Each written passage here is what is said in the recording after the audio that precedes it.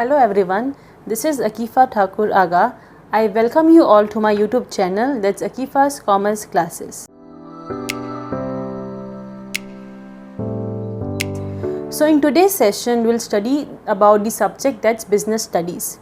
So this subject, that is business studies, it is a compulsory subject in most of the states in India. So it is compulsory for the students of 11th and 12th stream commerce. So before we start studying in detail about this subject, it is important for us to know what is the purpose of studying this subject.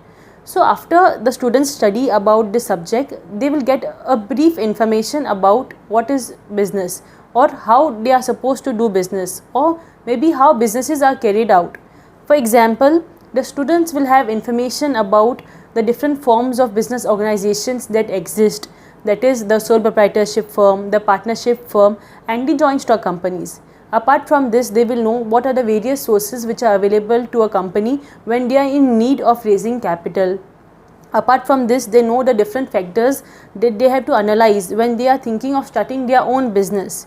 So this is the importance of studying business studies, as the students, they get a knowledge about how and whereabouts of business. So moving forward in today's class, I will start with the standard 11th and I will start from the first chapter, that is nature and purpose of business. And from this chapter, the topic that I will be covering for this particular session is the concept of business. And moving forward in the next class, I will start with the characteristics of business. So before I start with the session, I would really like to thank you all for the overwhelming response I received towards my introductory video. It has really given me a lot of encouragement and I really look forward to meeting up to the expectations of all my viewers. So with any further ado, let's start with today's class. So to start with, let's start with the concept of business. Do you all know, students, that the name business, it has come from the word busy. It means being busy with something or the other. So in general, if I say what is business, it means being busy with different activities. And in a more precise manner, business is something which involves activities of buying and selling of goods and services through which you can make money or through which you can make a living. So business constitutes everything or all those activities that involve buying and selling of goods and services through which you can earn a living. Having said this, business has a condition. It means business should be conducted on a regular basis. So something that you do only once cannot be constituted as a business. For example, if I want to buy a phone and what I think of is selling off my current phone. So I sell it for example, rupees 10,000. So I have earned a sum of money that is 10,000. Can I call this business? No. It cannot be called business because this is not something that I will be doing on a regular basis. So what is business? Business is something you are doing on a very regular basis.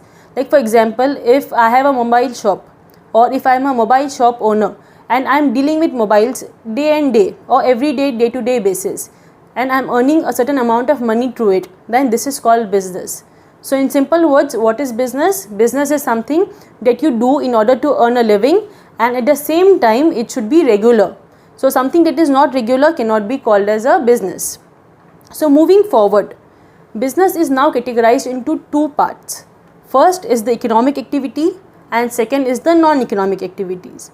So we'll start with the economic activities. We have to remember that economic activities are all those activities which are conducted with the aim of earning money. So all those activities which are not started with the aim and objective of earning money does not come under economic activities. Let me give you all an example. For example, a teacher is teaching at a school. So the teacher in return is getting a salary. So this salary comes under economic activities. Or for example, a doctor is charging a fee from the patient. This fee is economic activity. So it means any services that you provide and in return to that you get an amount in return, that is known as economic activity. I hope this is clear. We now move forward to the non-economic activities. So what are non-economic activities? These activities are those which are done with the intention of only love and affection. They are not done with the intention of getting any amount of money in return. A very perfect example of this could be a mother. Now we know that a mother cooks meal for the family, starting from the breakfast to lunch to dinner. A mother does it because of the love and affection towards the family. she does not do it with the intention of getting any amount of money from the family members, right? So anything that you do with love and affection, that is coming under non-economic activities. I hope I am clear with economic activities and non-economic activities. So to sum up the today's session, what I covered is business. Under business, I explained that all activities of buying and selling through which you earn a living plus which is regular is called business. Then business is classified into two activities, economic and non-economic. I hope that I have explained the concept of business in a very clear and a simple manner. If there are any questions and queries, please put it down in the comment section so that I can answer them. Also, I am very open to feedbacks and suggestions. If there are any, please put them also in the comment section. So that's all for today's session. If you all liked today's session, then please like, share and subscribe to my channel, and also press the bell icon so that you all get notified every time I put up a video. Thank you.